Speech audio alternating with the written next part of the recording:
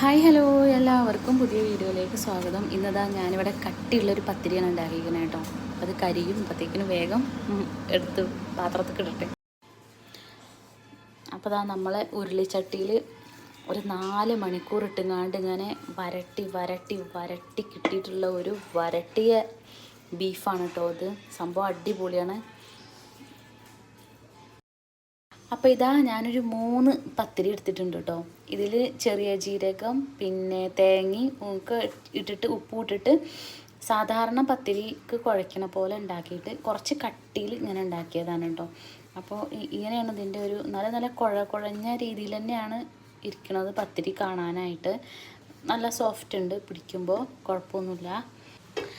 അപ്പോൾ ഞാൻ ഈ ഒരു പത്തിരി ഉണ്ടാക്കാനുള്ള കാരണം തേങ്ങ ചേർത്ത പത്തിരി. ഈ ബീഫിൽ തേങ്ങ ചേർത്തിട്ടില്ല കേട്ടോ. അപ്പോൾ അത് നല്ല എന്താ പറയുക, അങ്ങനെ വരട്ടി വരട്ടി ഉണ്ടാക്കിയതുകൊണ്ട് കുറച്ച് എന്താ പറയുക തിക്കായി പോയി, എങ്ങനെയാണ് പറയുക, നന്നായിട്ട് വരണ്ടു അതുതന്നെ. അപ്പോൾ ഈ ഒരു രീതിയിൽ കിട്ടിയിട്ടുണ്ട്. ഇങ്ങനെയാണ് ഇവിടെ വേണ്ടേ കഴിക്കാനെന്ന് പറഞ്ഞു. അപ്പോൾ ഞാൻ ഈ ഒരു രീതിയിൽ എടുത്തിട്ടുണ്ട്. ഇതാണ് സംഭവം, കണ്ടില്ലേ. കുറച്ച് മധുരം ഉണ്ടെന്ന് തോന്നുന്നു ചായയിൽ. അങ്ങനെ തോന്നുന്നു.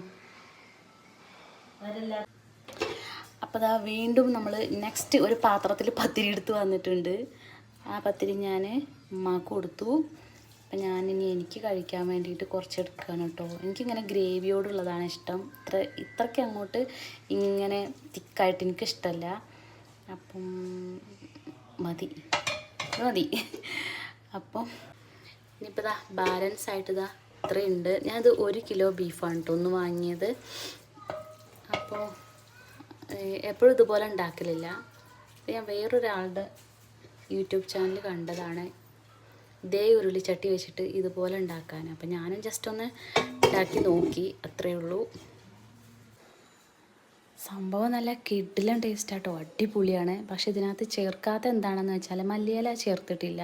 ഇനിയിപ്പോൾ ലാസ്റ്റ് വെച്ചിട്ട് ചേർക്കണ്ടെന്ന് കരുതി. പിന്നെ തേങ്ങാക്കൊത്ത് ചേർത്തിട്ടില്ല. കാരണം തേങ്ങാക്കൊത്ത് ഇട്ട് കഴിഞ്ഞാൽ എല്ലാവരും അത് കഴിക്കൂല. അതിങ്ങനെ ചുമ്മാ അങ്ങനെ എടുത്ത് ഇങ്ങനെ കളയും. ആർക്കും തേങ്ങാക്കൊത്ത് ഇങ്ങനെ എടുത്ത് കഴിക്കാൻ ഇഷ്ടമല്ല. അത്രയൊക്കെ തന്നെ. അപ്പം ഞാനിതാ തേങ്ങ ഇട്ട പത്തിരി ഉണ്ടാക്കിയിട്ടുണ്ട്. അത് പിന്നെ അങ്ങനെ കഴിക്കുന്ന കൂട്ടത്തിൽ നല്ല ടേസ്റ്റ് ആയിരിക്കും. ഇതിലേക്ക് നമുക്ക് നല്ല സുട ചായ. അപ്പോൾ ഈ ഒരു ഐറ്റം ഇഷ്ടപ്പെട്ടിട്ടുണ്ടെങ്കിൽ എല്ലാവരും സപ്പോർട്ട് ചെയ്യുക, സബ്സ്ക്രൈബ് ചെയ്യുക. ഇഷ്ടപ്പെട്ടിട്ടുണ്ടെങ്കിൽ ലൈക്ക് ചെയ്യാൻ മറക്കല്ലേ.